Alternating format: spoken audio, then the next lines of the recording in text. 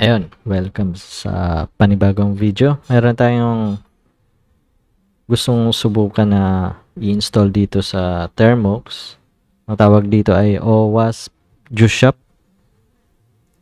Sa mga hindi familiar sa OWASP Juice Shop, isa siyang hindi secure na web application. Actually, hindi siya pwede siyang gamitin sa mga gustong mag-testing or mag-practice ng web application hacking kasi meron siyang mga vulnerabilities base sa OWASP top 10. So may mga security flaws siya. Pero ang gagawin natin, usually kasi ini-install to sa isang Linux server or kaya sa pwede rin sa Windows or sa isang desktop or sa server. Yan. Pero sa atin, gusto kong i-try na install dito sa Thermux para kung wala tayong isang laptop, pwede tayong maggawa ng sarili nating server na OWASP Juice Shop. Ilalagay ko yung link ng OWASP Juice Shop sa baba para pwede nang ma-check kung ano ba yan. So, dito na, meron na tayong nakabukas na Thermux. Hanapin ko lang yung installation kung paano siya ginagawa. So, maraming types of installation na pwedeng gawin dito. Teka lang. Hanapin ko. Overview. Saan ba yung installation nito? Installation. Ayan. Installation from source. Hindi ko na nire-record kung saan ko tinitingnan dito sa laptop ko. Tinitingnan yung yung installation process. So, merong pwedeng sa Docker or so from source. So, dito tayo from source. So, mag-install daw muna tayo ng Node.js. Paano gawin? App install app. Tama ba?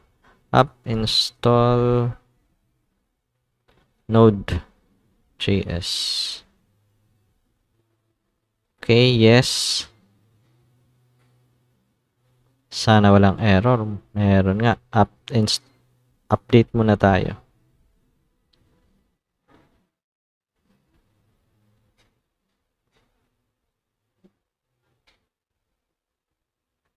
Then, install. Then, yes. Gumana ka. Yun, gumana. So, naka-install na tayo ng Node.js.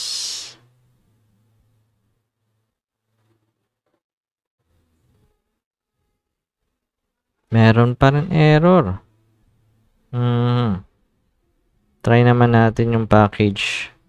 Package, install Node.js.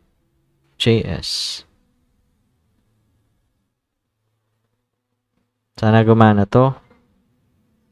Meron talagang error.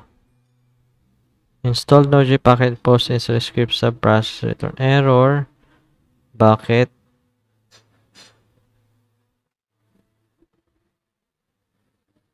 Search natin para mag-install ng Node.js sa Thermux.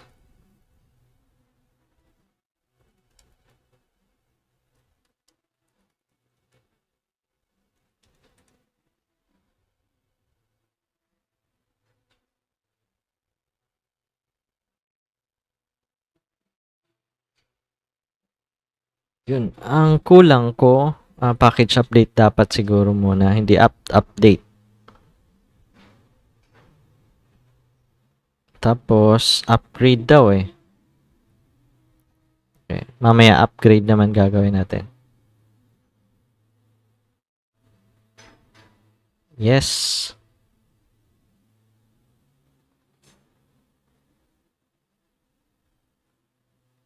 A few moments later.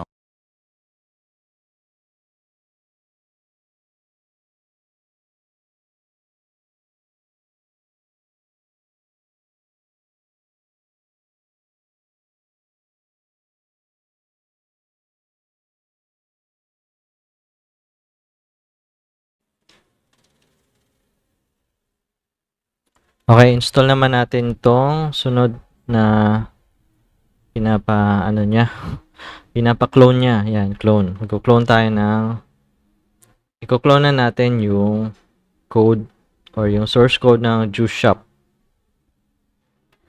Git clone https github.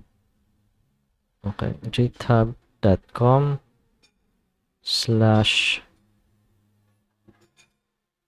Juice Shop. Juice Shop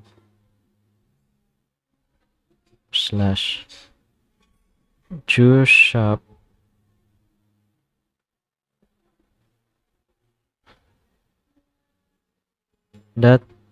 .git, then --dep 1.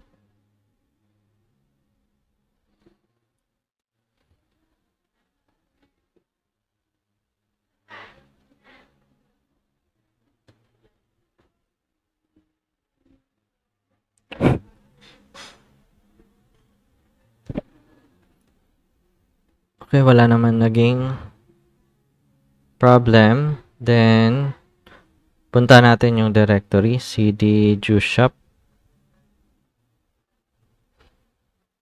Then, npm install, npm. So, ito na yung node install.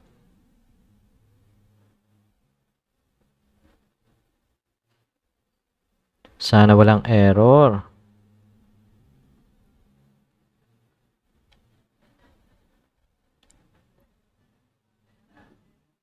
2,000 years later. So, eto na. Pagkatapos kong kumain, lumabas itong error na to. Hindi ko in-expect at hindi kasi ako nagbabasa. Hindi pala supported ang Android phone or yung mga ARM64 devices. Ay, wala akong magagawa. Mag-install na lang ako sa Windows or sa Linux. Papakita ko na lang sa inyo next video. Paalam.